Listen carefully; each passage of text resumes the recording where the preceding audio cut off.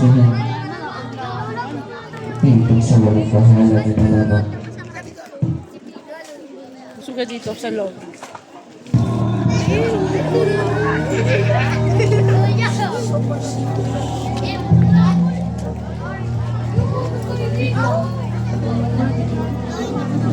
Mamaya punta na sa inyo.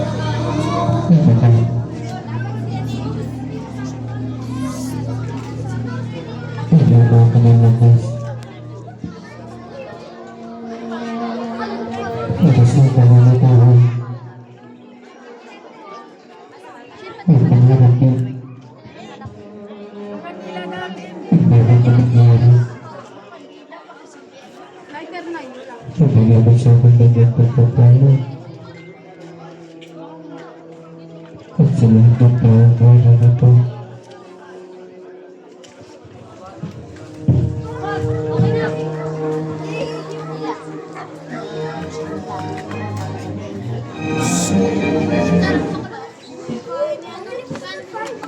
Pedro, Juan, pagmusta niyo ang ating guro.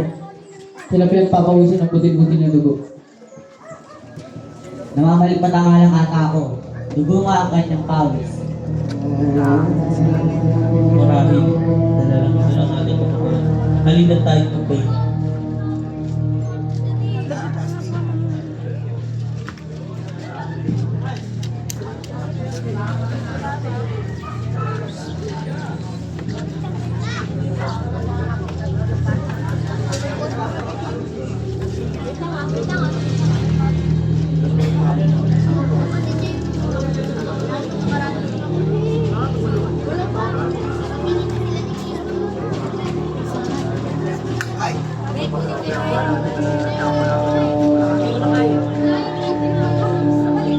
ang pamangkal ng aking kamatalo. Umayon ay lalim ako sa pangalimang tukso. Kaya nagpinagusto ko ang ako.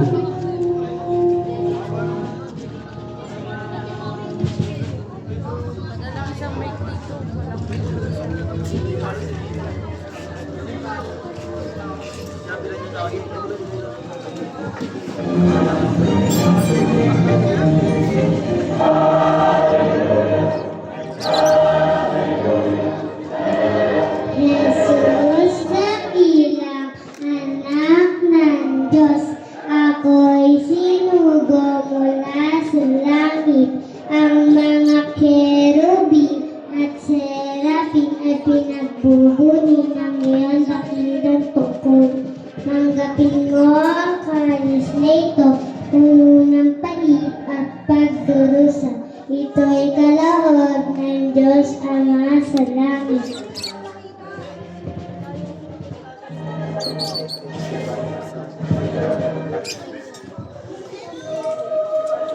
Ako. Tinatanggap ko ang kalas na ito. Ako rin ang kalikot pagdurusan. Umari ng aking mga. Iyon mo sa akin ang sarang panahirap ang ito. Kung gustong malooban mo ang mga. At hindi ang malooban ko.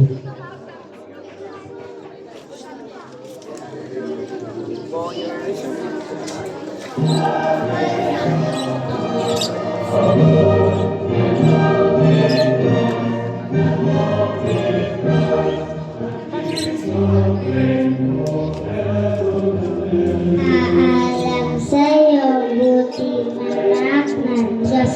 Sumayo ang pagpapala ng dakilang Ama.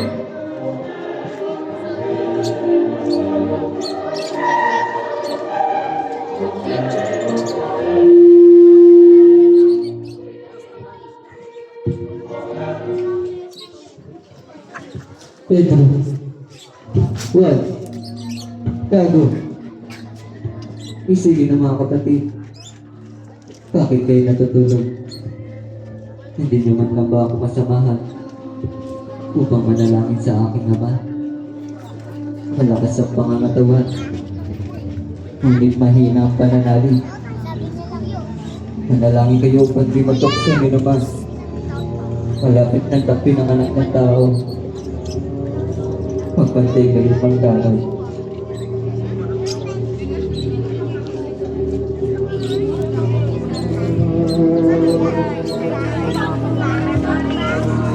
Ama ko. Ito na ang takdang oras. Upang ako'y takti. Ang mahari aking ama. Bigyan mo ka ng lahat ng loob. Upang malagpasan ang lahat. Pinahubay ako na sa iyo ang lahat ng ako.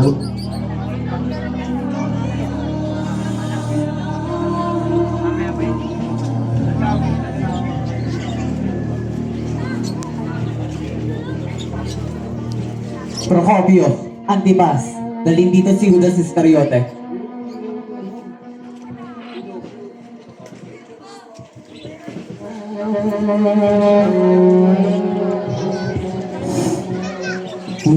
Judas! Marami silang naririto. Ngunit, sino dito sa kanila ang tinutukoy ni Hukom Kaypas? Hukom Manas, bago ko ituro kung sino sa mga nariyan ang aking guro. Kaya pinangako ni Hukom Kaypas.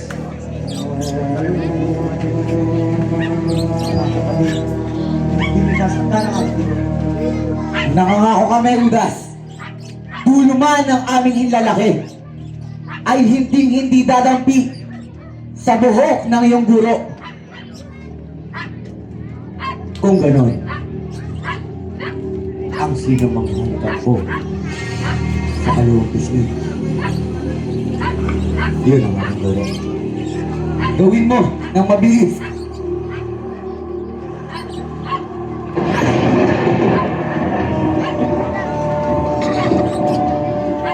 Paraanin niyo ako, mga kapatid.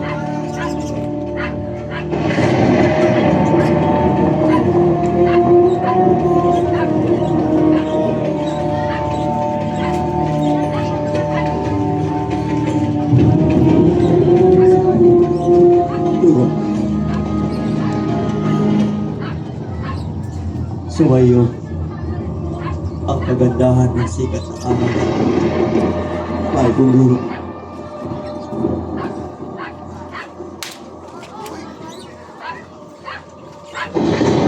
Pinagpili talaga ang anak ng tao. Ay, sagsaling sa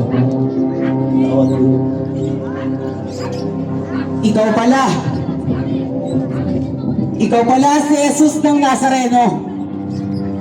At ikaw din ang tinik sa lalamunan ni Hukom Kaypas. Samuel, si Dorion, mahal ko, takpin na ang taong ito.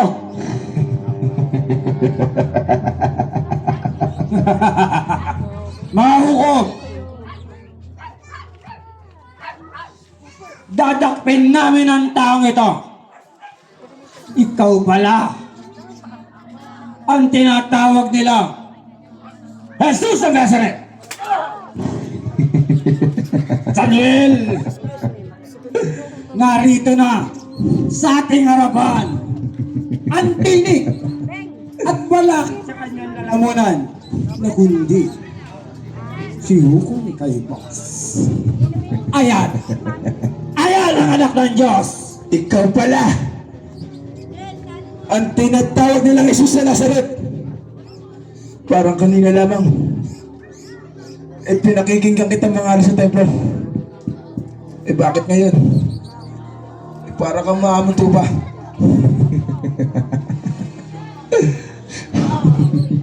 Mahal ko, dakpin mo ang taong yan. Sandali lang, Samboy.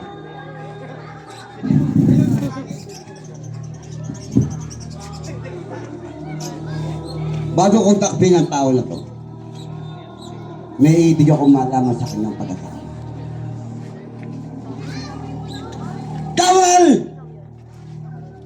Di ba't pinagkakalap ang tao na to na siya raw ay anak ng Diyos?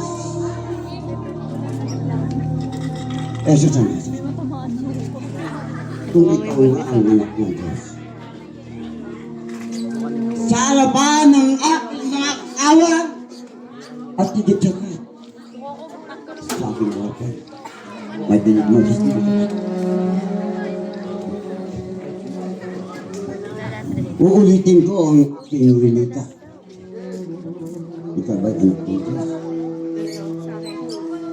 Ang manlaloko. Siya ang impostor! Ikaw ang nalalapat sa'yo!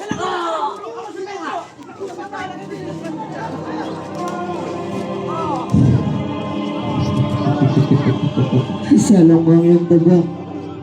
Anong nangyayari sa'yo? Sino man ang nabubuhay sa taba? Ay sa tabak di mamamatay. Lalaki.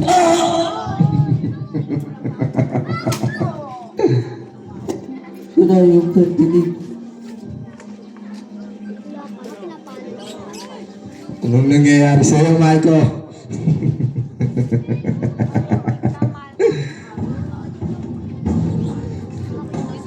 Galing ni tatay.